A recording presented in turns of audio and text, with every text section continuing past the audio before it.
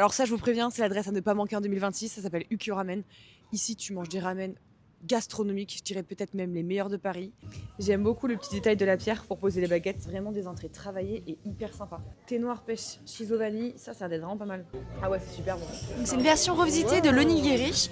Déstructuré, vous allez avoir une feuille de nori avec une feuille de shiso pour la fraîcheur, une boulette de riz koshikari, donc japonais. Vous allez aussi avoir de l'anguille brûlée, des œufs de poisson et de l'itoto galashi, donc c'est les filaments de piment qui sont juste au-dessus. C'est excellent.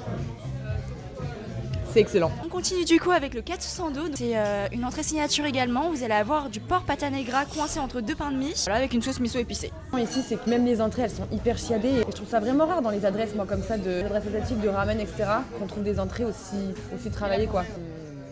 Le pain de mie japonais, il est incroyable. Entre-temps, les fritures de légumes viennent d'arriver. Elles sont belles d'ailleurs. La sauce mayo curry, elle est tip top. Hein.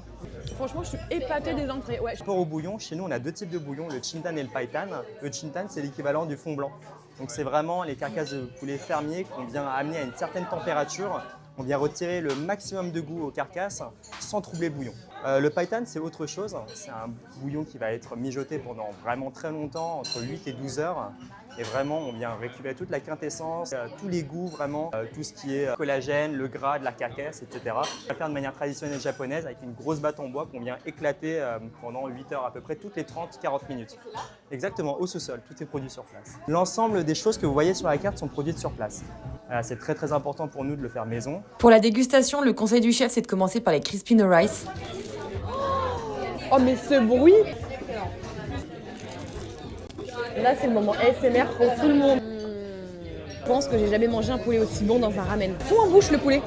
La qualité est vraiment folle. C'est vraiment un des meilleurs ramen que j'ai mangé là, les filles. Très al dente, mais à la fois hyper soyeuse et fondante en bouche. Il tapisse légèrement le palais avec une petite sensation de gras. En fait, ce que le chef nous a décrit, c'est totalement ce qu'on a en bouche. Je goûte le terre-mer quand même parce que c'est le signature.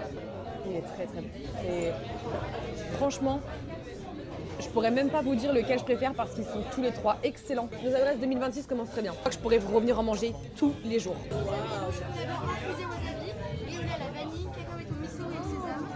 Un petit tout petit peu en même temps. Ah, c'est excellent. Vraiment, c'est une grosse tuerie. Oh là là là là.